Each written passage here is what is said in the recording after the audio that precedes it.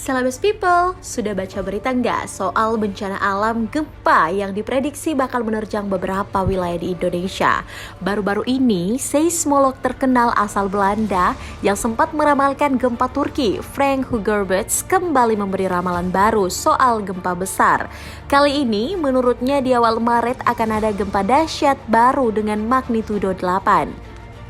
3 wilayah di Indonesia masuk dalam potensi gempa yang ia jabarkan.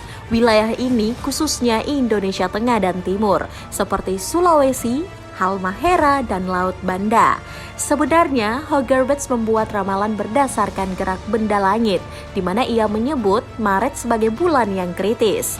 Menurutnya, ada konvergensi geometer planet yang kritis sekitar 2 hingga 5 Maret. Data itu mengakibatkan aktivitas seismik besar hingga sangat besar, bahkan mendorong gempa sekitar 3 dan 4 Maret atau 6 dan 7 Maret.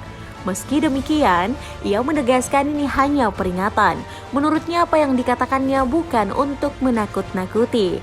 Hugerberts sebelumnya meramalkan gempa Turki. 3 hari sebelum kejadian, gempa dengan magnitudo 7,8 pada 6 Februari yang menewaskan sekitar 50.000 orang.